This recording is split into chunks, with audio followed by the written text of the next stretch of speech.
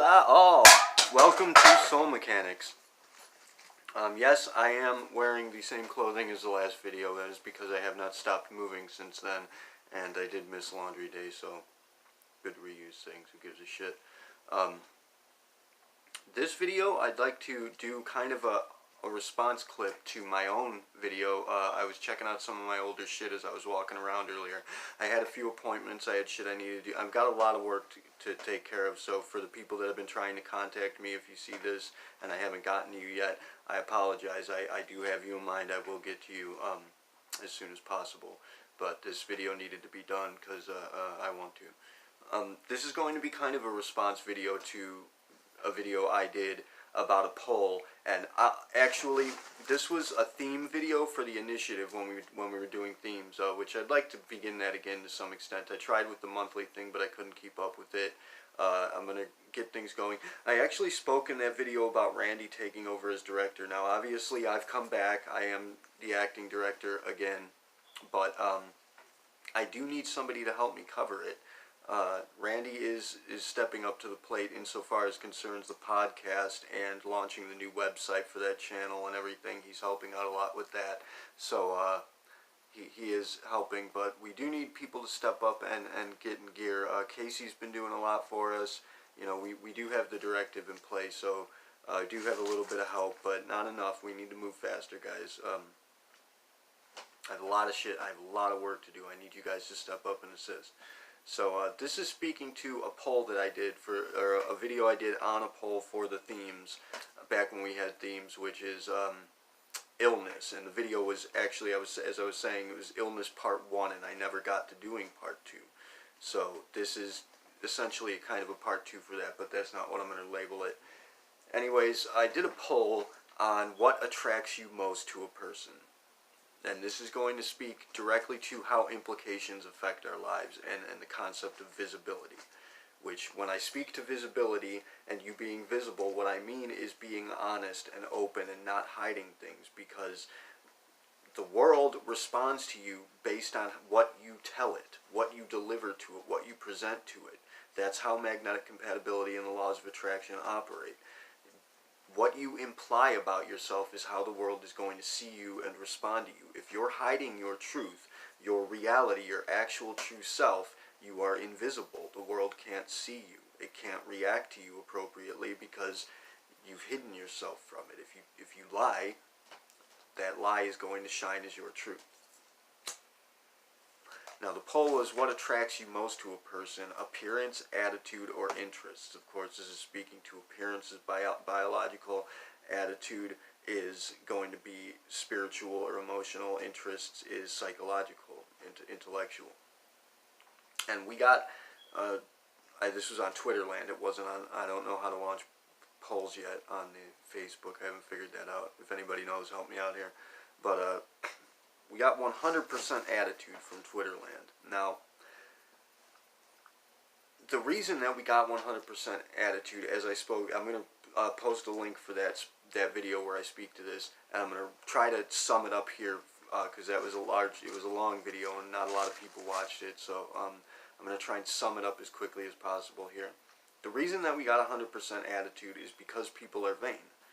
And nobody wants to attitude is the most selectable answer to give, because people don't want to appear vain by selecting appearance. However, people are going to be initially attracted to others based on their appearance. That's the actual answer. What initially attracts you to a person is going to be their appearance in most cases. If somebody might have a wonderful attitude, but you're not going to know that if you don't engage them, and you're not going to engage them if they look like a fucking bum or something. You know, people tend to shy away. I don't. Spotters don't. We don't shy away from anybody, but you know, apparently I don't even shy away from people that are coming to beat me to a pulp, and I know it. Whoops. But essentially people are choosing attitude because it's most selectable. They won't choose appearance because they don't want to appear vain, which is vanity in and of itself.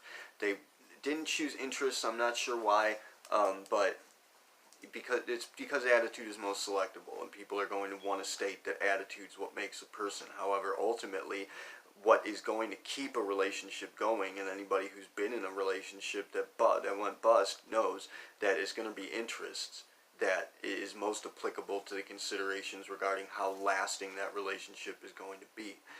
Interests, having like interests, sharing interests is what is going to keep people together. Appearance goes out the window. That's pointless. It doesn't mean shit.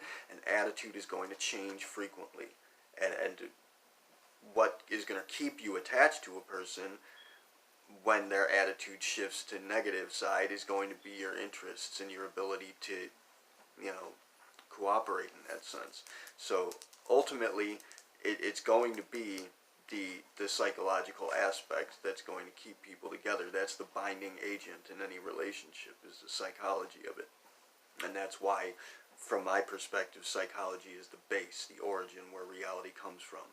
But in fact, it is actually the attitude. The emotional factor is going to be what projects, and the feedback that you get is going to be based upon your attitude. So actually, your emotional faculties is where everything originates. The psychology is originating from the emotions, and it's ultimately coming down to the emotions. It's again the alpha and the omega. The emotional value, the actual value is going to be emotional at base, and that's what's going to cause, trigger responses in the field of magnetic compatibility. So it's going to be the emotional value that is the cause, that causes a reaction. But what you're doing is you're going for a value. You're trying to assimilate a value. You are seeking a value. So the value that you're seeking and the value that you wind up with, that's the actual origin. And then what leads up to that is the explanation that's derived in order to essentially create that outcome. So that's an aspect of how we're seeing time moving in reverse. We think that we're getting to something in the future, but that something actually exists already, and it's creating the path that leads to it in order to explain its existence. If you don't understand that, I'm sorry. This video is kind of for the more adept spotters out there.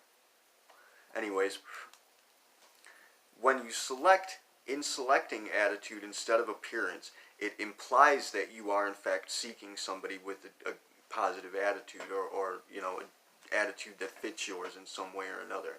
But you are actually seeking appearance. You're not going to, a person could have an attitude and even interests that fit you perfectly, but you're not going to approach them if their appearance puts you off. You're not going to know that they have this attitude or interest because you're not going to engage them, and that's going to be based on the appearance. But what you're implying to the world is that you want somebody with a positive attitude, and so the world's going to give you people with a positive attitude, but maybe not I don't know how to say it, an approachable appearance. And so you're not going to approach them. You're not going to meet these people because you're actually seeking appearance.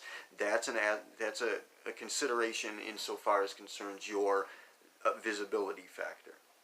You're telling the world that you want attitude, but what you're actually seeking is appearance. So you're going to get attitude, but you're not going to actually achieve it. You're not going to assimilate it. You're not going to engage it because you're actually seeking appearance. You're lying to the world, and its response is to believe the lie. Do you understand? Obviously you can't respond, but respond in the comments. I really like people commenting. Please comment, please like, please fucking subscribe, dude. I want this to grow, and obviously that's personal to me. Who gives a shit on your end, right? But help me out here. Subscribe and like the videos and get engaged. I'm trying to give you guys good shit here. And yes, I'll figure out how to make the videos more. Again, it's going to be appearance you're coming for. The video doesn't appear great. It's boring because it's just me talking, and but it has excellent values for you that you're likely not going to get if you don't watch the video all the way through, which you won't do because it doesn't have visual stimulation. I'll figure out how to make visual stimulation. Anyways, the world only knows what you tell it, but how the world reads what you tell it is going to be via the implications. What you imply is what the world sees, not what you actually say. And every value that you put out there is going to have other implications attached to it. So, for example, where I use black cats as a cue for me, as a primary cue, black cats and butterflies, but we'll speak to black cats, where I use black cats because black cats, most people think black cats are unlucky. And believe me, we work with the APL, we have the Cats in Need agency up and operating, and people will not adopt black cats just because they're superstitious and think they're unlucky. People, like, very rarely will somebody actually, can we adopt out a black cat, and that sucks. So adopt black cats if you want a fucking cat. Black cats are not unlucky, dude. That they've never been unlucky. The original superstition was that black cats represent a change in your luck, not bad luck. So, I mean, really, they're only unlucky for narcissists who think that they always have good luck. Anyways, having the black cats as my cue implies two things, flat out. Immediate implications attached to it is going to be, one, that white cats mean essentially turn around and go the other way. White cats are a no-go. White cats are the bad luck for me because I have black cats queued up as good luck. So that's the first immediate implication that's going to be for me. That's a personal reflective implication. The actual feedback, though, is going to be that I'm implying that I am unique in some way because I'm going directly against what most people believe, what most people have programmed into their superstitious value system. So that's going to imply to the world that I'm a unique person. The implications that are attached to me being unique are that I am not the same as others. And so I have so much fucking difficulty, say, getting a job, for example. I'm having so much difficulty getting a job. I hate to keep going on about this, but anybody that's in the fucking Cleveland area, if you know something, or you can help me out with a job, I am a hard worker. I'm an honest person. I'm consistent and reliable. Please help me out there if you can. Anyways, it implies that I am not the same as other people, and in fact, dressing the way I do, behaving the way I do, doing the things that I do is continuously implying that I am unique and set aside and not the same as other people, and so I'm rejected largely by society. And this is an issue that I need to deal with, obviously, at the core, because spotters do train. We do have a facet of our training to blend in with others, and that's essentially why I dress the way I do, which sets me aside now because other people aren't dressing this way. But a while back in the day, people commonly would have dressed the same as me, and so that would have been a facet of me blending in with society. Although I do like to dress this way, it's just I feel good dressed this way. I really don't feel good dressed on any other way, so it's a personal thing. But people dress loosely and more casually nowadays, so I need to do that in order to blend in, and I need to not be so not voice myself so much as being attached and working with the initiative all the time. Not profess myself and my beliefs and my understanding so much, and especially not present myself as being in any way psychologically superior to other people or intellectually superior. That does come across because I fix everybody's problems. Anybody has a trouble that can be fixed just via considerations and implications, and if the values in play can be altered to fix a scenario, I do that every chance I get. And people do, it's relatable to a certain extent. People do, what's the word? Again, every time I lose a word, man.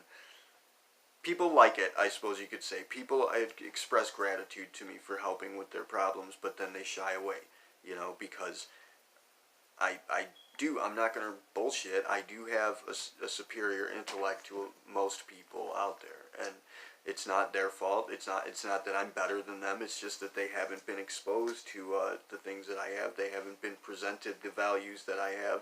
They haven't been given the opportunity to build themselves the way that I have. I was presented a very unique opportunity to construct my own personality and my own understanding because I was robbed of my childhood, which, again, it's the world looking out for us. It's the world looking out for spotters. If you follow protocol and you remain, as long as you don't harm people, you don't lie to people, and you don't divide people, the world's going to look out for you. It's going to watch your back. And so every bad thing that comes into play, again, coming back to the black cat scenario and the implications attached to that, every seemingly problematic scenario that comes into play in my life ultimately winds up to be a blessing in disguise, because it's the world looking out for me. And there's so many stories I could tell about the world looking out for me. I mean, I've had money dropped into my bank account for no reason. Well, not my bank account, but my pay card account for no reason. I've had my mom's had money dropped into her accounts for no reason, out of nowhere, that we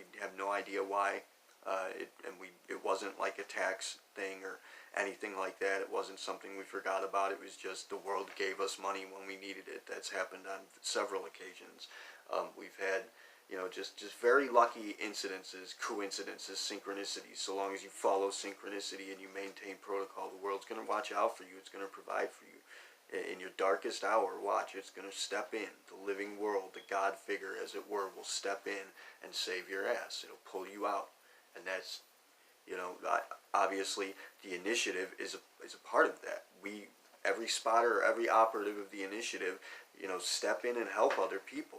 Especially if you see that they need it. If there's a cry for help, fucking answer it. We are a part of the world stepping in, and we all need to be doing this. We all need to be stepping in and managing problematic scenarios, assisting each other, because that's going to imply that we are together. That's going to imply to the world that we are together and that we've got our shit together and that we are managing to take care of each other. And if we can manage to imply that to the world overall, just that one value, that we are in fact united, if we can make that implication clear to the world, it will respond by keeping us active, by keeping us operative, and by not eliminating us. And trust me, the world will eliminate us if we continue to be a problem to it. If we actually present a danger to the world, which we're coming close to doing, it will get rid of us.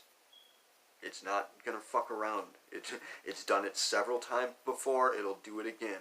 And that's what the initiative and the imperative ultimately is about. And that people in the directive step up to the plate and get some shit done. I'm going to post this video for you in our chat so you can see it.